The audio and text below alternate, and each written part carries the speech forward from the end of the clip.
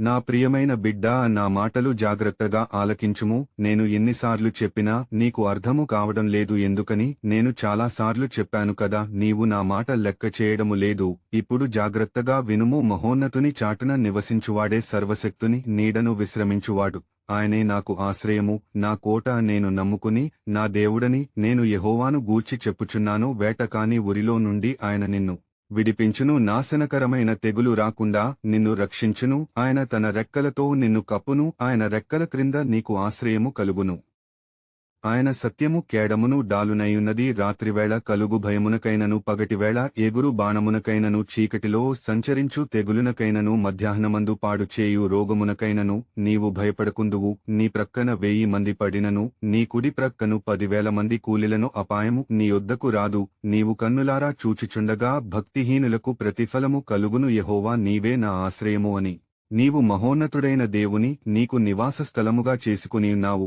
నీకు అపాయమేమియు రాదు, ఏ తెగులును నీ గుడారమును సమీపించదు. నీ మార్గములన్నిటిలో నిన్ను కాపాడుటకు ఆయన ను గూర్చి తన దూతలను ఆజ్ఞాపించును. నీ పాదములకు రాయి తగలకుండా వారు నిన్ను తమ చేతుల మీద ఎత్తి పట్టుకొందురు. నీవు సింహములను, నాగుపాములను త్రొక్కేదవు, కొదమసింహములను, భుజంగములను అణగద్రొక్కెదవు. అతడు నన్ను ప్రేమించుచున్నాడు గనుక నేను అతని తప్పించెదను. అతడు నా నామము నెరిగినవాడు గనుక నేనతని ఘనపరచెదను. అతడు నాకు మొలపెట్టగా నేనతనికి ఉత్తరమిచ్చెదను. శ్రమలో నేనతనికి తోడైయుండెదను. అతని విడిపించి అతని గొప్పచేసెదను. దీర్ఘాయువు చేత అతనిని తృప్తిపరచెదను.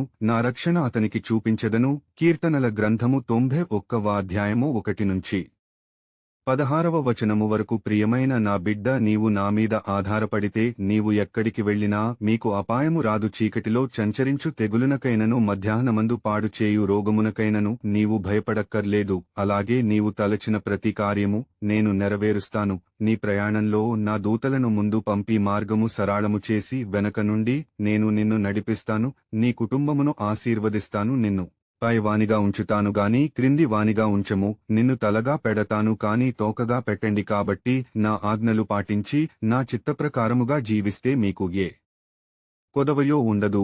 నీవు మాత్రము ఒకటి గమనించుము. ఆదివారము రోజున అంటే విశ్రాంతి దినము రోజున మీ కుటుంబ సమేతంగా నా సన్నిధికి వచ్చినట్లయితే తినడానికి తిండి, కట్టుకోవడానికి బట్ట, జీవించడానికి భవిష్యత్తు, నివసించడానికి గృహము సమస్తాన్ని మీకు సమకూరుస్తాను. అలాగే ఉపవాస ప్రార్థన రోజున కూడా నా సన్నిధి రావడం మర్చిపోకూడదు. అప్పుడు నిన్ను హెచ్చిస్తాను, నూరంతలగా జీవిస్తాను. నీ దేవుడను ప్రభువుడనైన యేసయ్యను మాట ఇస్తున్నాను. ఆమెన్.